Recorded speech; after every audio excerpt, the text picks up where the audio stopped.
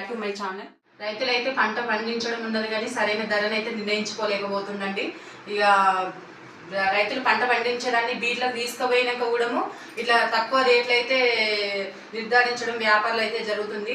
ఇక ఆ ధరకైతే మిగులుబాటు అనేది ఏం రైతులకైతే ఇప్పుడు పంటలు వేసుకునే సీజన్ అయితే స్టార్ట్ అయిపోయింది.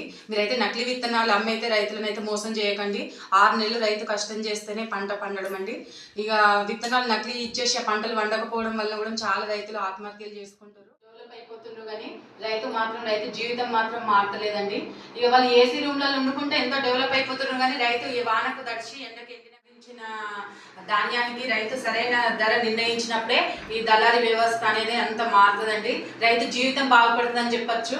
ఇక చాలా రైతు జీవితంలోనైతే చాలా కష్టాలండి. కడుపు నిండా తిని కూడా తృప్తిగా ఉన్న జీవితం అన్నం పెట్టుకుంటూ రైతు అయితే పస్తులుండే పరిస్థితి అయితే ఏర్పడుతుందండి. అండి ఇక వర్షాలు లేకపోతేనైతే పంటలు వండవు. ఇక ఆగని ఆత్మహత్యలు, ఇక బాగుపడిన అద్భుతాలు కూడా ఉన్నాయండి.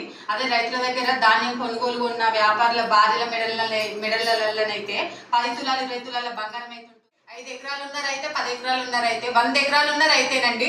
ఇక 1 ఎకరం 2 ఎకరం 2 ఎకరాలు 5 ఎకరాలు ఉన్న రైతులైతే ప్రభుత్వం నుంచి పథకాలు వచ్చేది తీసుకున్నా పర్లేదు. 100 ఎకరాలు ఉన్న రైతు కూడా మేమెందుకు రైతులను కాదు ప్రభుత్వం నుంచి వచ్చే పథకాలను ఎందుకు తీసుకోకూడదు అనే లెక్కనైతే ఉన్నది.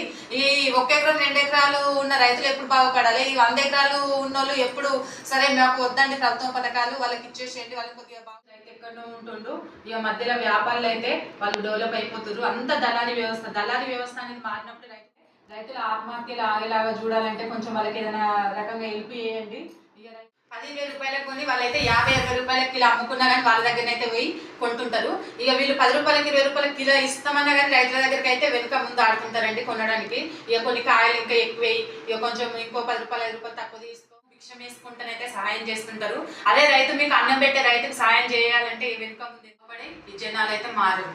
ఇంతే రైతు పరిస్థితి, ఇంతే. రైతు వాళ్ళకు అన్నం పెట్టే రైతుకు మాత్రము ఆకలి చావును మిగిల్చకండి.